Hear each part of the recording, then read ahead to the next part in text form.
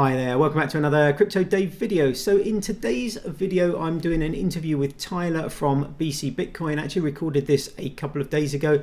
Now, if you've been following the channel for a while, you'll know that approximately a month ago, I did a comparison on buying Ethereum actually, but it could be any kind of cryptocurrency, a comparison between Coinbase and BC Bitcoin. Now, BC Bitcoin are a fiat on and off ramp and exchange located here in the UK. They're actually just about half an hour away from me, where I live here in the kind of UK. So it was interesting to speak to them in a little bit more detail. Tyler took some time out to answer my questions about both BC Bitcoin, and then towards the end of the interview, we spent a little bit of time going through the kind of markets, what we think Bitcoin might do through 2020, as well as talking about some other projects that we like. It goes without saying this isn't a sponsored or paid review, so these are my own personal kind of opinions. I'm always happy to kind of reach out to people, particularly in the kind of UK, but beyond that as well, and speak about kind of crypto kind of projects. So if you're interested in being featured on the kind of channel, please do get in contact. If you have ideas about people you'd like me to interview in the future, please do let me know in the comments below. Anyway, I hope you enjoy the interview. Hi there, Tyler. Thanks very much for stopping by this afternoon. Thanks very much for taking the time to talk to us. Now, as I mentioned in my intro, Tyler is a sales manager at BC Bitcoin. And I thought what might be quite interesting, if you just want to start by giving us a bit of a back about your kind of background in kind of crypto, how you got involved, and then how you got involved in BC Bitcoin. Yeah, absolutely. I'd love to. Thank you for having us on, Dave. It's great to be here and to have the opportunity to present to your audience. So, yeah, so my crypto journey sort of began around 2016, 2015. I ended up just dabbling with the space at that time, just gradually learning more about Bitcoin as it sort of came. It was around in the news, and yeah, around late 2017, when the bull market really begun to take off, I ended up having the opportunity to join the firm BC Bitcoin. It was a local firm to where I lived in Hertfordshire, and yeah, I was the first employee into the company, and we've just been buying and selling Bitcoin and many different types of cryptocurrencies since I started, and just grown with the industry. Really, that was the beginning. Fantastic. And tell me a little bit more about BC Bitcoin. So when did you actually start up? So that was back in 2015, was it? It was October 2017 was when Oh, so, the okay. company BC Bitcoin was incorporated. I myself have been involved in crypto since around 2015. Right, I see. So you were there before the really big run up in the bull market in 2017. Yeah, I was certainly in prior. Sadly, not as much as I'd liked, but it's still been really nice to go full time in the industry, because I do have a lot of passion for it. So yeah, the last 2 years have been good, despite obviously the bear market. But we are hoping 2020 will be an excellent year for cryptocurrency and Bitcoin. So we're excited to see what it has for the space. But yeah, so the company was incorporated October 2017. That we have been buying and selling Bitcoin prior to then on local Bitcoins and a few other peer-to-peer platforms. But we officially launched the brokerage late 2017, and then since then we've just sort of we've continued to grow year on year, and help more and more people to get involved in cryptocurrency. Amazing. So primarily you are a brokerage, but I did notice you do some additional services as well. Now, I don't know if you saw the video I did about a month ago where I kind of compared buying through BC Bitcoin and Coinbase, which was, I think it was kind of my go-to kind of purchasing kind of platform before. So I was a little bit surprised. So your fees, I believe on the buying front were about 4%. I bought Ethereum at the time, which seemed on the front of it substantially higher than Coinbase. But at the end of the buying process, I actually had more Ethereum actually buying from you than buying from Coinbase. So what do you put that down to? Is that kind of hidden fees on Coinbase? Is that just a difference in exchange rate? You don't get as good an exchange rate, so they're kind of like maybe kind of covering some of their kind of like hidden fees that way? Because on the face of it you were a bit more expensive, but then the result was actually you were substantially cheaper in the end. Yeah, that's right. I mean, just you've touched on Coinbase, and there are many other providers out there that don't really appear to have the same level of transparency as BC Bitcoin, and it's something that we've always strived and always put forward to our users and customers. When you trade with us, what we do is we will display our fees. They may appear at face value to be slightly more expensive than some other providers available, but what we will guarantee is always a best available market rate. We have a number of different software and solutions available, which means that we're constantly acquiring coins at an incredibly cheap rate at the time of execution. And the difference would be with Coinbase, where they would have on their nice homepage, they would display the rate of Ethereum for you, and you would place an order and it would display a slightly different rate of Ethereum for you. And then when you finally pulled the trigger, again, their execution algorithm may have again changed the game or changed the odds in their favor. And just that whole real concept is something that we again found in 2017. I wrote a LinkedIn article on it when Bitcoin was £10,000, and Coinbase's fees were almost £1,000 per Bitcoin when you added up all three of those costs. So that was a real drive behind what we wanted to do. You know, we feel like cryptocurrency can be a difficult industry to get into, and obviously, you know, we stress that safety is of a massive importance. So we just wanted to give people very clear options of how to buy with, you know, the additional level of support and service that we give to our users.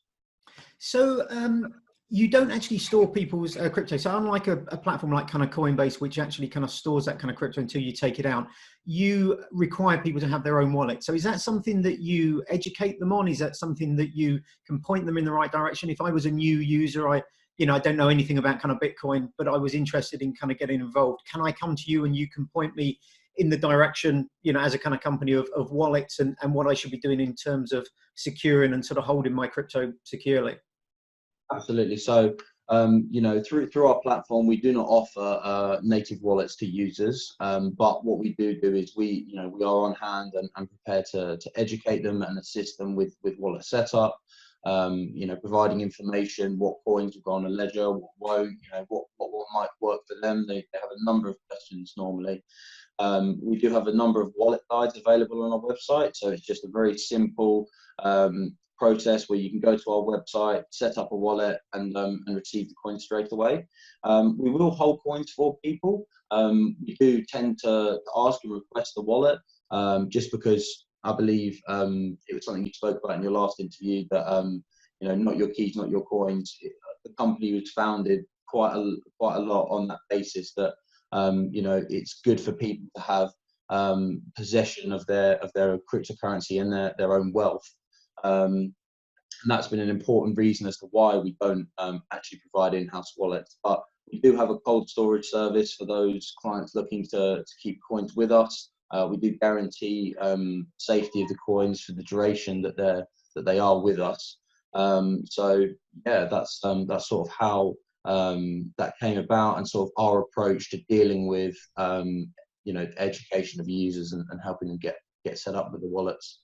I mean, I completely agree with you, particularly about kind of private keys and holding your private keys. Do you find that it is a bit of a barrier to entry that you don't sort of store people's kind of crypto for them? And for someone like my mum, Coinbase might be quite a good option because she doesn't have to worry about anything. And the thought of her trying to get involved in kind of private keys and backing up stuff is a bit of a kind of nightmare kind of thought. But I just wondered, is that something that you find has improved over the kind of like maybe the last kind of couple of years, that people are more sort of knowledgeable now and are more prepared to sort of set up their own wallet? Or do you still get kind of resistance of people going, oh, you know, I need you to kind of hold my hand through the system, you know, through the whole system?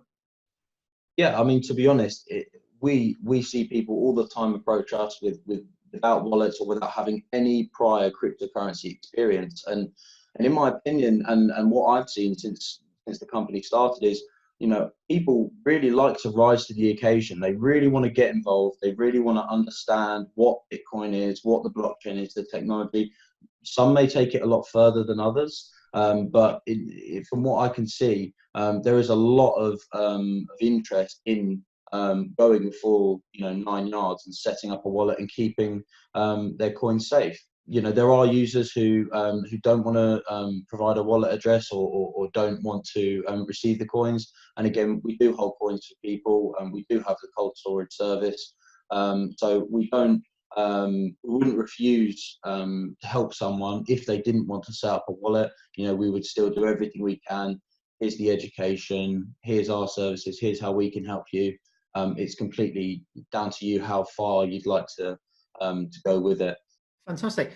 One of the things I particularly like about your kind of service is the number of different coins that you can actually kind of buy. I think long gone are the days where you could get kind of Bitcoin, and if you were lucky, maybe Ethereum and kind of Litecoin, but that was about it.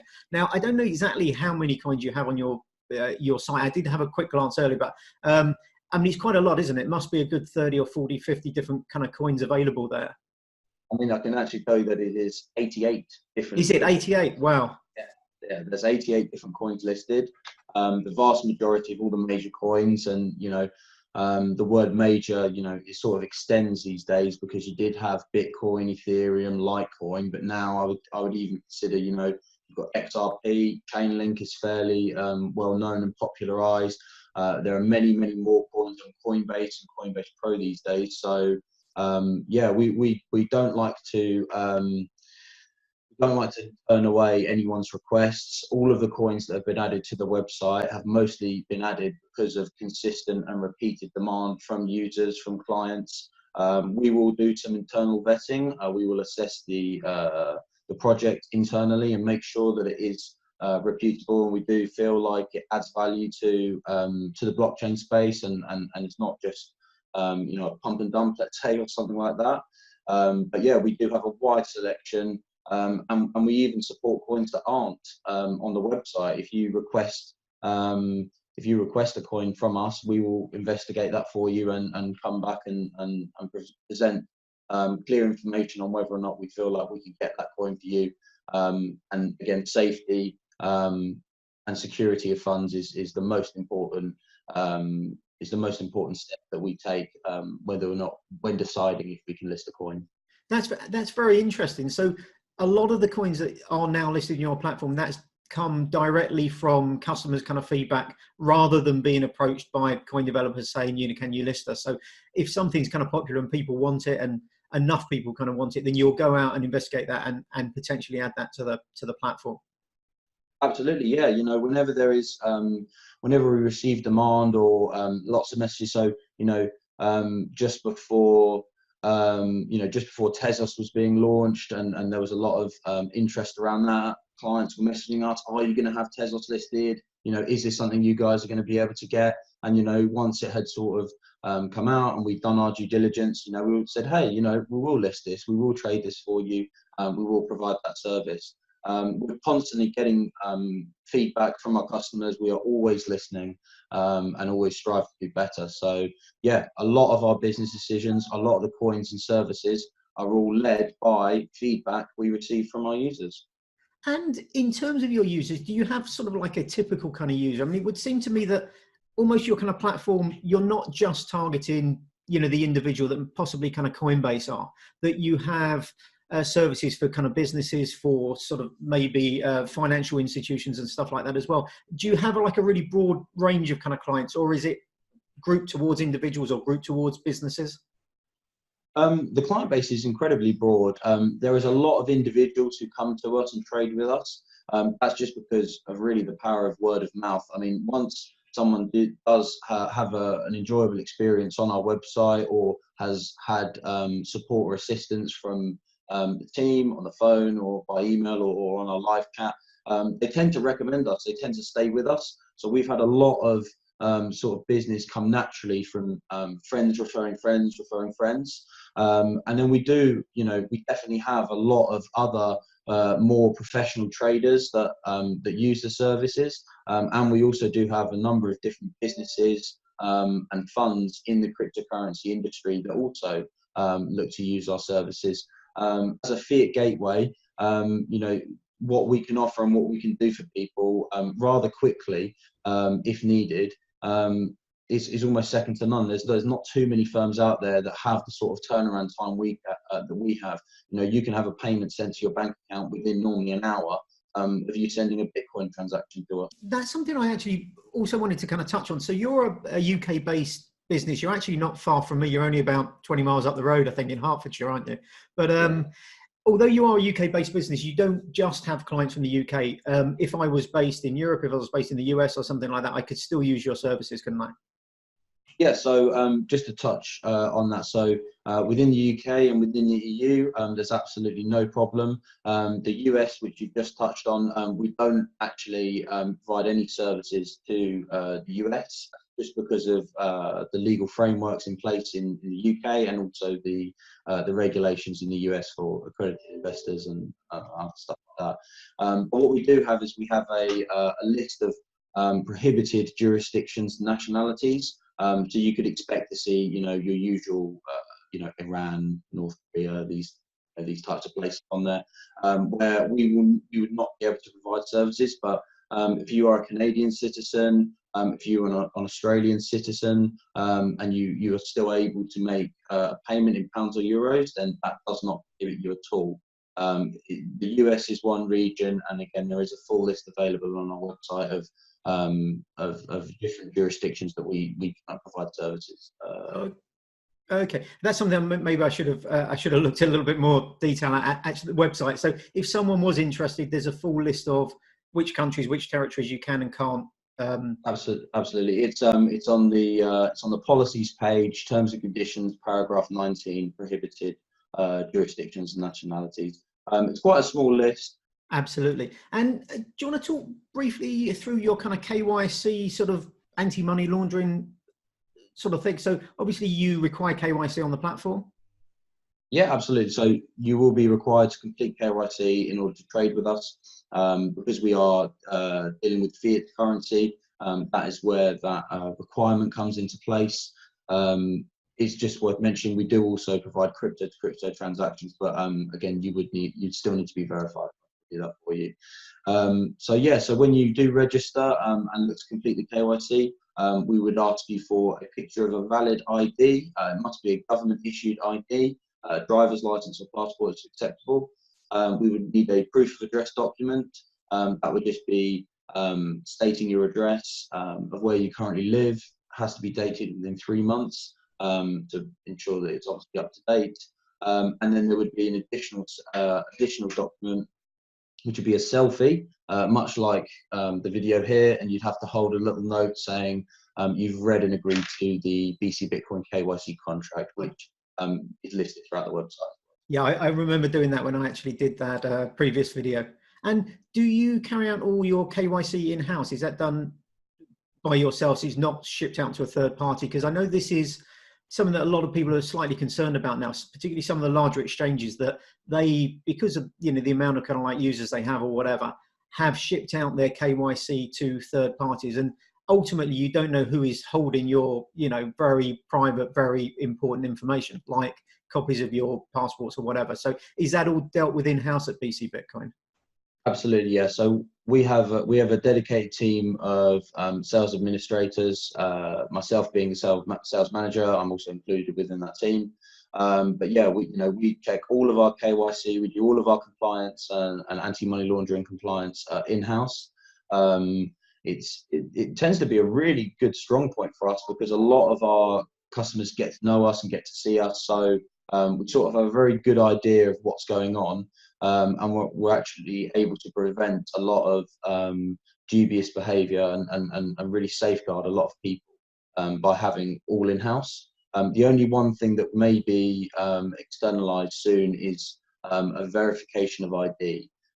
Just another company maybe just verifying that your ID is completely correct. But our company does all of the checking itself. We retain the document in an encrypted server. Hosted with one of the largest tech companies in the world.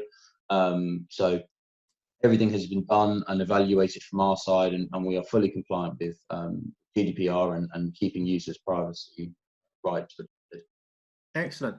And I think one of the nice things about you was that I've used Coinbase in the kind of past, and I've had no issues personally myself, but I do have one or two friends, I know some other people within the industry, that when things have gone wrong, it's an absolute nightmare because you can't get hold of them. You have to go through their kind of help desk. Now, as I stress, I'm not kind of bashing on kind of Coinbase. I've never had any kind of issues. But if there are issues, if something goes wrong, you have a phone number that you can that I can call, don't you? So I can call and I can speak to someone. I actually did this before the last video because, you know, a lot of websites, a lot of kind of businesses might advertise a phone number. It might just go through to a, you know, an automated kind of answer machine or something like that. So I did actually kind of call it and got through to someone, which was quite nice. I think they were a bit embarrassed because I didn't really have a proper kind of question for them. But you do have support that I can call up and get someone, you know, a real live person at the other end of the phone to sort out my kind of issues.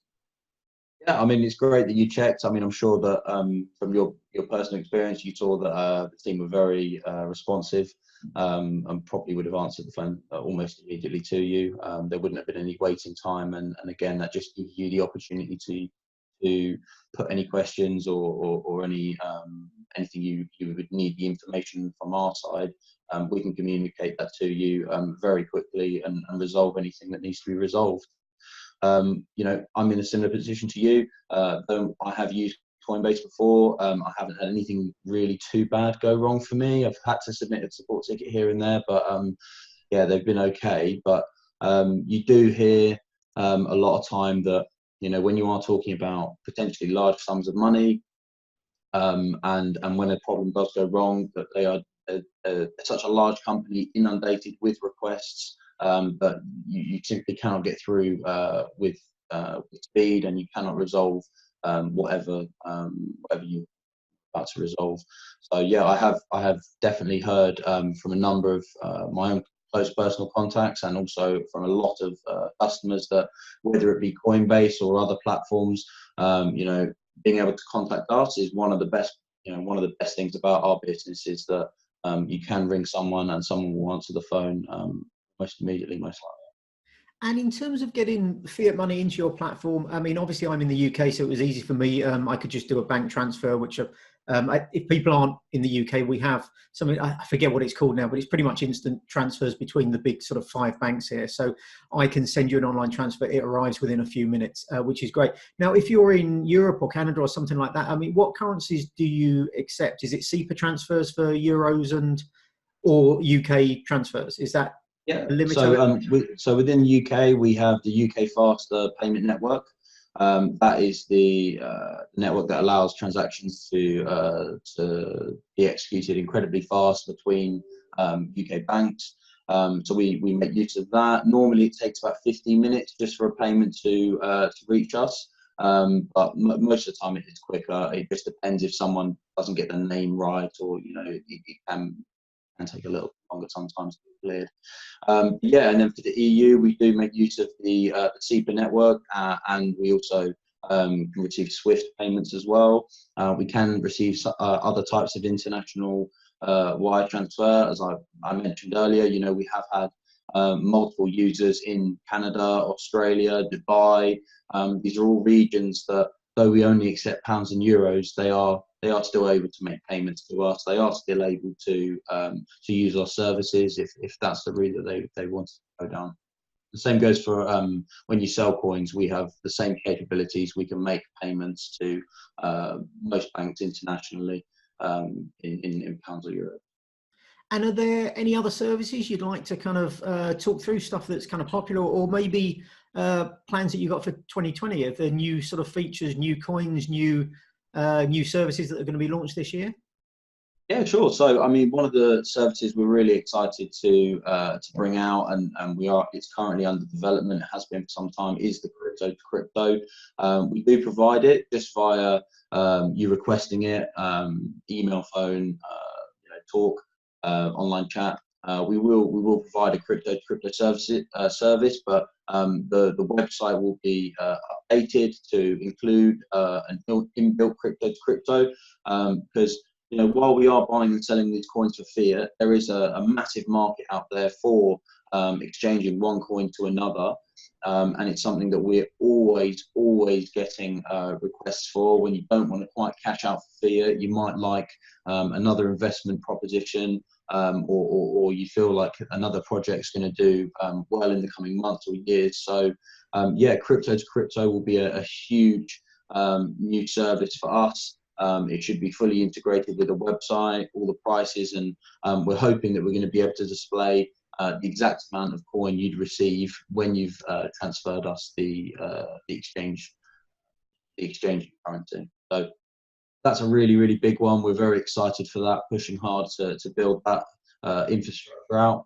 And then, yeah, a couple of other services we're working on at the moment is recurring payments. So giving users the opportunity to purchase cryptocurrency over a period of a year or longer or shorter.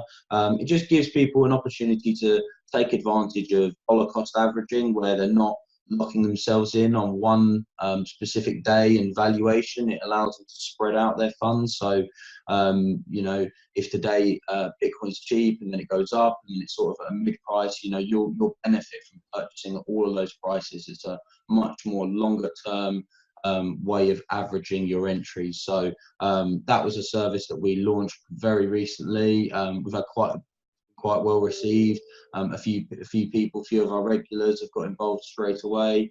So that was another good thing. Again, just trying to educate people and give them, you know, that opportunity to use that service, really.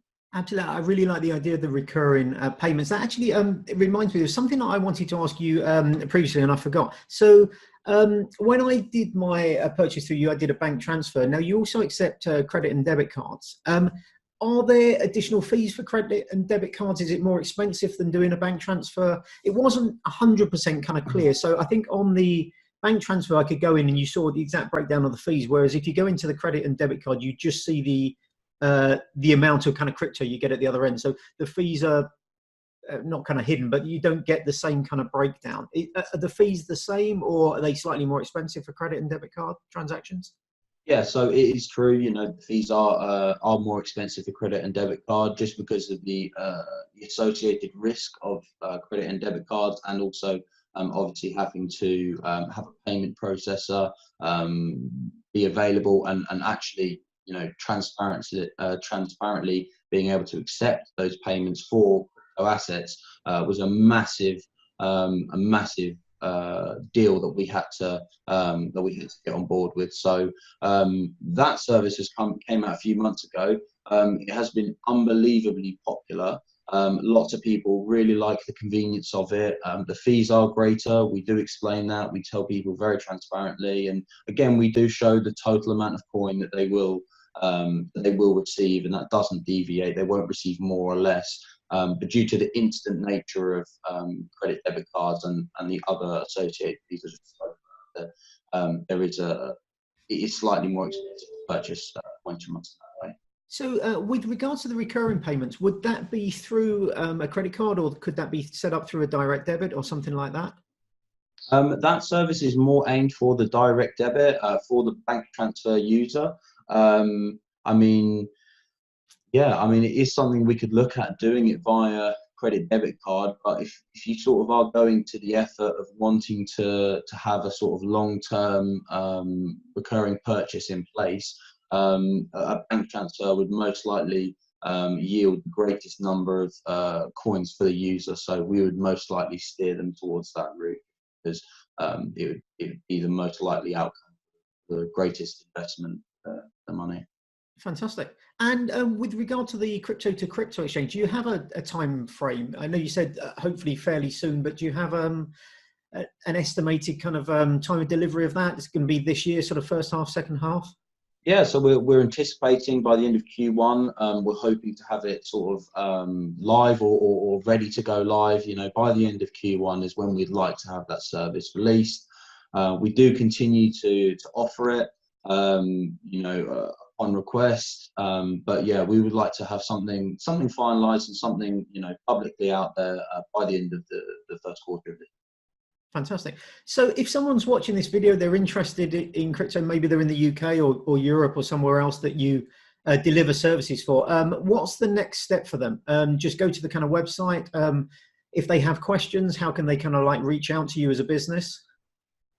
Yeah, absolutely. So the first step is, you know, head over to our website. I'm sure that we've provided Crypto Dave, you yourself, with the referral link. It may be in the description. So yeah, definitely feel free to click that. Check us out.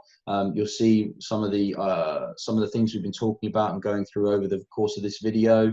So yeah, you would want to head over to our website, register that account, and complete that KYC. But in terms of reaching out to the team for questions, you don't necessarily have to register first. We do have a really responsive online chat called The Talk. You'll be prompted as soon as you reach the website. A little chat bot will be there. You type anything into that chat bot, the entire team will be notified, and you will receive a response with haste. Rather rapidly. You'll be able to correspond with us and take advantage of some of our information and knowledge in terms of anything you have questions on to do with cryptocurrency, wallets, our services, anything you'd like to know, we can provide that information. But yeah, once you're registered and ready to complete an order and you've got your verified account, you can just then proceed. You can trade freely. You can trade however you'd like to. And again, if there's anything you don't think we're offering on the website, you can just contact us. We will look into it for you and see if we can help you. Fantastic. And before we wrap up, something I really like to do with everybody I kind of speak to is, do you have any predictions for crypto in 2020? I'm not asking for sort of business related crypto, it's just your personal opinions. Where do you think the market's going to go in this year? What do you think the kind of price is going? What do you think the big kind of developments in crypto will be this year? Yeah, okay. So, yeah, I mean, given that we've got a couple of important events coming up this year, you've got the Bitcoin halving, you've got some other big blockchains also having similar events, BCH, BSV, just to name a couple.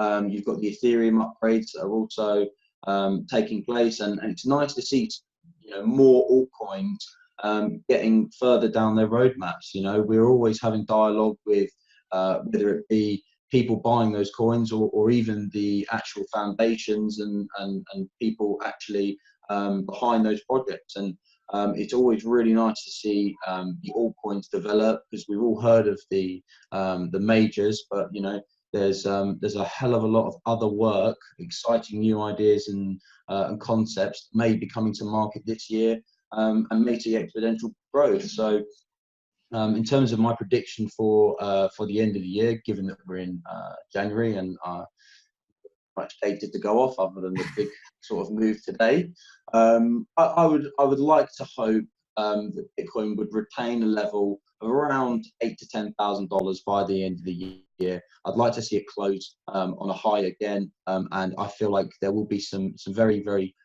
interesting price movements this year with a number of different cryptocurrencies.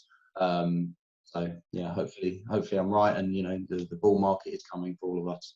Excellent. And obviously not financial advice, but are there any crypto projects you particularly like? Sure. So yep, it's definitely worth reiterating. I can't give any sort of financial advice or recommendation, but yeah, there are certain projects that I feel that are really working on bringing a lot into the industry. One of them that I've always got my eye on is VeChain. If they manage to, essentially, if they prove their concept, that could be a very transformative way of revolutionizing sort of how we track goods and how we verify if goods are produced from legitimate sources. I'm also quite fond of Chainlink. Bitcoin for me had a fantastic 2019, I think. I mean, in a year where Bitcoin had a good year, but a lot of other kind of altcoins did really nothing. They were quite stagnant. I think Chainlink had a pretty good year. I think it came to the attention of a lot more people. I think it's a really good kind of project. But again, it's one of those things that it'll either become, I think, absolutely kind of massive, or it will kind of tail off. And it's be interesting to see kind of what exactly kind of happens. I think particularly this year and maybe into 2021 with Chainlink as well. Yeah, no, you're absolutely right. It's definitely one to watch, and we've seen exponential growth throughout the year, more and more interest in Chainlink, as we've just spoken about. So yeah, that's definitely one on our radar that we keep close eye on. I'd like to see Stellar do a bit more. They tried to do that token burn to increase the value proposition, but they've sort of remained stagnant and not really done much with it. So yeah, I actually hold some Stellar. Again, obviously not investment advice, certainly not. But yeah, I'd like to see Stellar have a good year. I'm a big fan of Cardano as well. I think Cardano might do some good things this year. I think they're incentivized testnet, which is sort of we've got another few months of that to kind of go, but it seems to be reasonably successful so far. So I think when that launches on the main net, even potentially Ethereum moving to proof of stake next year as well, we'll see. I think it could easily be pushed back into 2021. It seems to be pushed back endlessly. But I think Cardano could do some big things this year.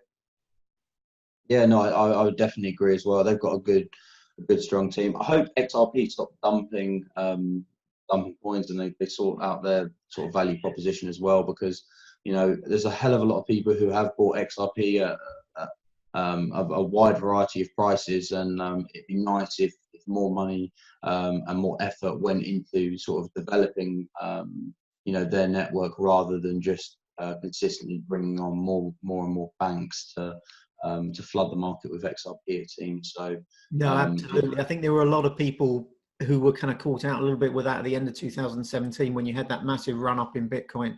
And XRP, I think people were looking at it around, was it $3, something like that, and we were going, oh, this is a cheap coin to get into, but without really necessarily realizing how much or how many coins were tied up in the kind of foundation and how much they were going to be releasing each month. And also just given away to banks to kind of bring people on board as kind of incentives. So I completely agree. It would be nice if that sort of dried up a little bit, and I think that would help all those XRP holders. I don't own a lot myself, but I feel they've been a little bit hard done by if you were a bit of an earlier kind of investor in that. Yeah, I'd agree with that. It's a shame that as the bull market was sort of at its height, people were looking for alternatives to Bitcoin. XRP was very widely known at that time, and a lot of people backed on that without understanding. 100 billion in supply is 100 billion in supply. There's not, the foundation has control over those coins. You were sort of putting your faith in them, and it is a shame that there hasn't been so much value put on developing network other than but I really like that Stellar tried. They recently burned, I think, 4 billion. I'm not quite sure on the exact number, but they recently burned a lot of their coin to increase value, and I'd like to see more of that for this year. I'd like to see more projects trying to give back to those users on their networks, because that's where the value proposition is gonna is really be built, sustainably and long term. Absolutely. Fantastic. I mean, is there anything, before we wrap up, is there anything else you want to kind of touch on with regards to BC Bitcoin or anything else? No, not really. Obviously we'd stress, definitely come over, check us out, register. Feel free to ask us any questions. We're a UK company. If you're in the UK or even Europe, we're a very good, readily available solution for you. 2020 is going to hopefully be a major year for cryptocurrency. I'm sure we'll stay in touch and check back later in the year and see how it's all panned out. Fantastic. Well, thanks very much again for taking the time out to speak to us today. I think it's been really interesting, and I really appreciate the time you've taken. It's been a pleasure. Thank you very much for having us.